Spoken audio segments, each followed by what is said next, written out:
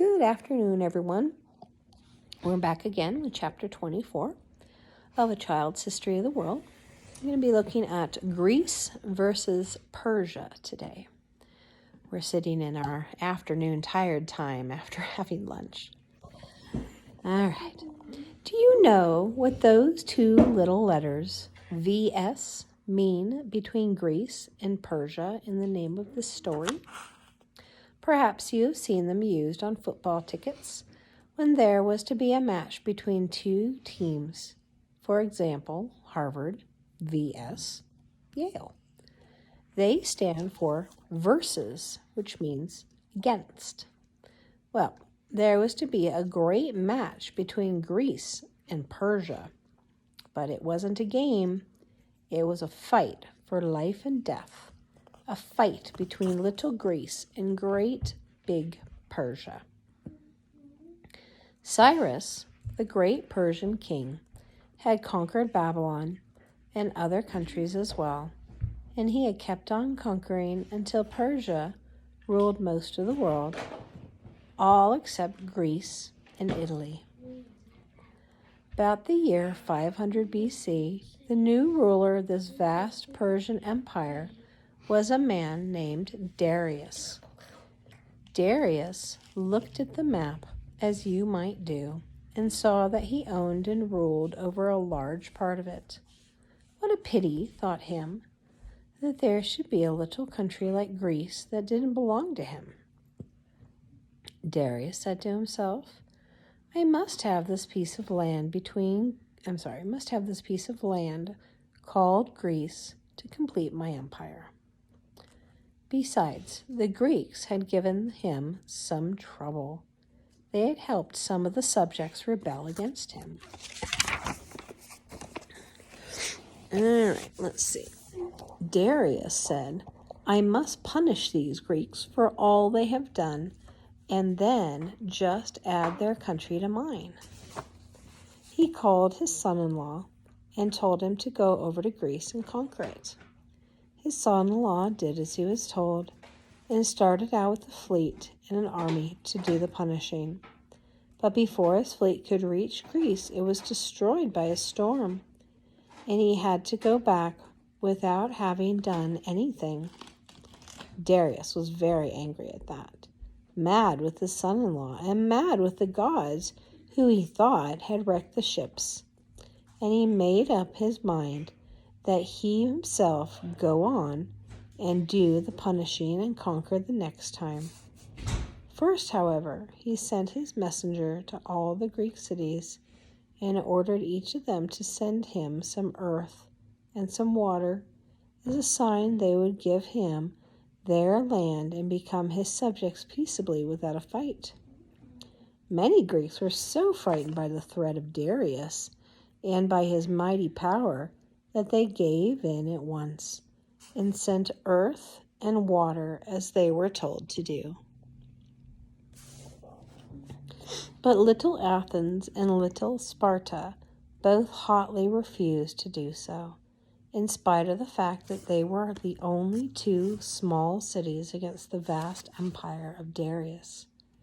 Athens took Darius's messenger and threw him into a well, saying, There is earth and water for you. Help yourself. And Sparta did likewise. Then these two cities joined their forces and called on their neighbors to join with them to fight for their native land against Darius and Persia. Darius made ready to conquer Athens and then Persia. In order to reach Athens, his army had to be carried across the sea in boats. Of course, in those days, there was no steamboat. Steamboats were invented nearly 2,000 years later. The only way to make a boat go was with sailing or with oars. To make a large boat move with oars, it was necessary to have a great many rowers. Three rows above the other on each side of the boat. Such boats were called triremes. triremes, which means 3 rows of oars. So if we look at the picture here, you can see that we've got 1, 2, 3 rows of oars that are touching water. So it's a trireme. It took about 600 of these boats to carry Darius's army over to Greece. Each of these 600 boats carried between the rowers or crew about 2,000 soldiers. You can see for yourself how many soldiers Darius had in this army if there were 600 shiploads of them and 200 soldiers on each ship. Yes, that is an example of multiplication. 120,000 soldiers. That's right. The Persians sailed against the sea, and this time there was no storm, and they reached the shore of Greece safely. They landed on a spot called the Point of Marathon, which was 26 miles away from Athens. You will see representing where I have just told you the number of miles, 26. When the Athenians learned that the Persians were coming, they wanted to get Sparta to help in a hurry, as she promised to do. Now, there were no telephone or telephone wires or railroads, of course, in those days. There was no way in which you could send a message to Sparta except to have it carried by hand. They called on a famous runner named Phidippides to carry the message. Phidippides started out and ran the whole way from Athens to Sparta, about 150 miles, to carry the message. He ran day and night, hardly stopping at all to rest or to eat, and on the second day he was in Sparta. The Spartans, however, sent back word that they could not just start then. The moon wasn't full, and it was bad luck to start them when the moon isn't full. As nowadays, some superstitious people think it bad luck to start on a trip on Friday. They said they would come for after a while when the moon was full. The Athenians couldn't wait for the moon. They knew the Persians would be in Athens before them, and they didn't want them to go as far as that. As all the fighting men in Athens left their city and went forwards to meet the Persians on the plains of Marathon, 26 miles away, the Athenians were led by a man named Miltiades,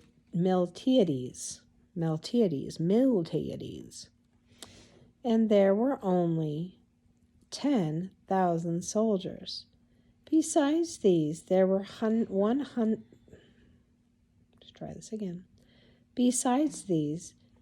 1,000 more from a little nearby town, which was friendly with Athens, in which to stand by her. 11,000 in all. If you figure it out, you will see that there were perhaps 10 times as many Persians as there were Greeks. 10 Persian soldiers to 1 Greek soldier. The Greeks, however, were trained athletes, as we know, and their whole manner of life was made to physically fit. The Persians were no match for them. In spite of the small number of Greeks, the large number of Persians were beaten, and beaten badly. Of course, the Greeks were far better soldiers than the Persians, for all their training made them so. But more than all this, they were fighting for demonstration to have their homes and their families saved. Perhaps you have seen the fable of the hound who is chasing a hare. The hare escaped. The hound was made fun of for not chasing the little hare, to which he replied, "I was only running for my supper."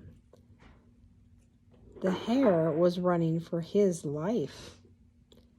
The Persian soldiers were fighting for their home or family, which were away back across the sea, and it made little difference to them who won.